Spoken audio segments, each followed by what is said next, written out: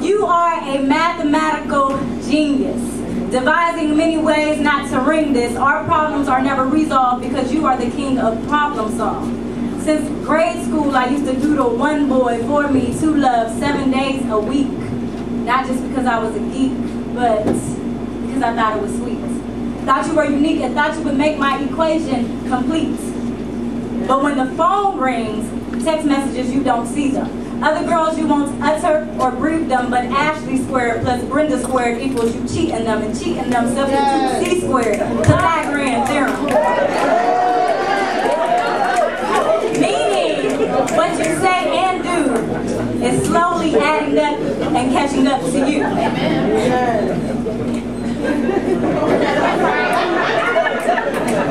I don't like laughing no more.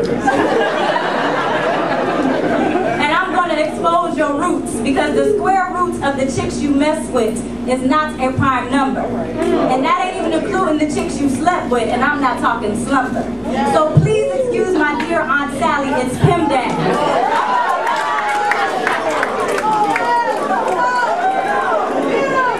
I'm about to go old school teacher junior high class, because you multiplying before you first are doing what's in the parentheses, meaning you having babies without first wearing that wedding ring.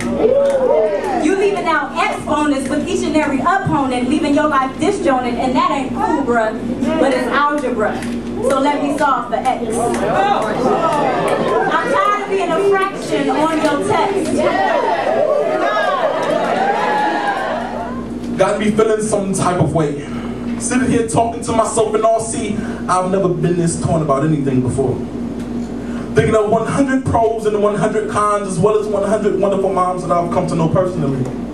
Just imagining how good of a mom she would have been, but consciously we clipped the swings, not feeling ready for what all a child could bring us. Maybe more so concerned that we couldn't substantially provide for the life we come to create, so let this be our breaking point. Not at all wishing to break another future after this one is broken, point blank. The timing seems so wrong to weave a child into the web of this world where we can barely manage to stand on our own 2 feet. And I would absolutely hate to see my baby sliding and misguided, because the means to guide him or her can only come in words. And what kind of man could watch his baby struggle? What kind of man could be with the man whose efforts never quite got the job done? Well, I refuse to be one, and adoption can't be a part of the plan, because I refuse to let another man raise something that I brought into this world. Therefore, I guess the choice will be to bring this beautiful gift of a child to being. And this place isn't pleasant nor pretty, just filled with confusion, wishing upon a star that this was all an illusion. But this hole in my pocket states that this is far from a dream, more along the lines of a nightmare. Never believing that this could at all be my reality, but I solemnly guarantee that I won't second guess life compared to death again. Whereas I swear I would have to bear the baby next time. Honestly, it kills me to see my woman in pain, so to be half of the cause doesn't make me feel alive at all. So that's 2 deaths in a matter of minutes. 3 to be exact, because life was ripped from the carrier as well, with hopes to be fine just after the procedure. Her emotions would soon consume her, nature ran its course. Watery eyes while we discussed how we felt about the feeling we so quickly threw away. Only took 3 minutes to get something 6 weeks into development out our way. Well, not so much, since the knowledge of what was done will forever lay on our hearts. So son, daughter, maybe even twin, I apologize for being too immature, too irresponsible, and too irrational. This poem is called Today Is Just Not Your Day.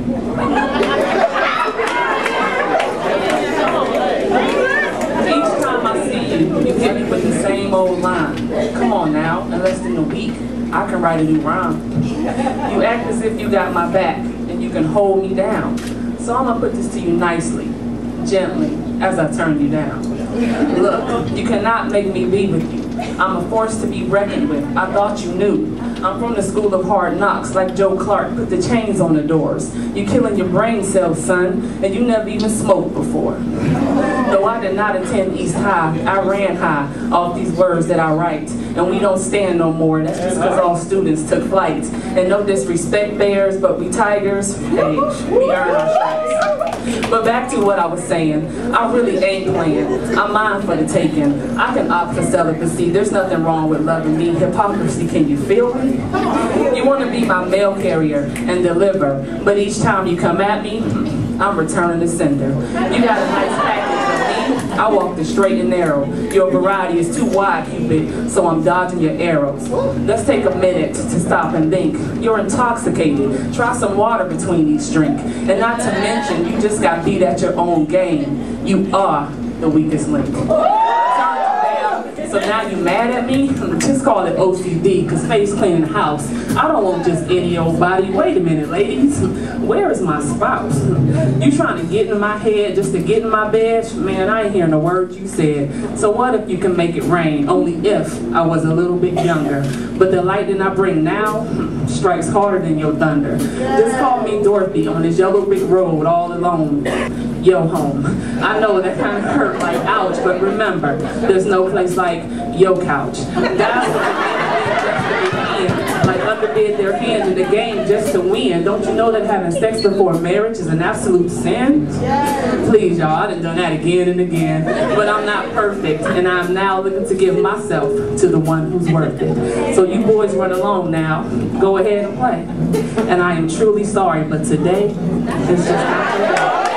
Because spare the rod and spoil the child, and we as men must recognize what we've allowed. No checks and balances of discipline, so boys run wild to offend our women. But there are a few good men traveling to and fro looking to stop the tear down of our women. So let the build-up begin, and I be the first to repent of every masculine sin that we sinned against our women. Am I done? I gotta take this stand as a man. While I'm on my knees. For decades, women gave us their prize as we vandalized it with robberies, demanding necessities with no thank you please. Boys proceed and bitch our women as accessories, following imagery void of real men to lead. So I guess I must confess that I'm nothing more, nothing less than a womanizer, but I've been blessed to find GPS, God's perfect solution to revitalize her. To the Jill and the Scott, living his life like it's golden, away from the bag lady that forgot she was naked. Fiending to satisfy a boy, she couldn't take it. He stole it from her, her virtue, her innocence. He became her oppressor. Ladies, stop calling Tyrone. But I now cover her with the mane of my locks, and I call her what she is, a queen, and not what she's not. I defend her with all my being because she's all I got. And I tell her she will never lose her virtue as long as this man stands on the rock. But I will always be guilty by association, so I declare a declaration that the real men stand up on behalf of the misguided brothers' interpretation of our masculine sin of womanization. Because spare the rod and spoil the child.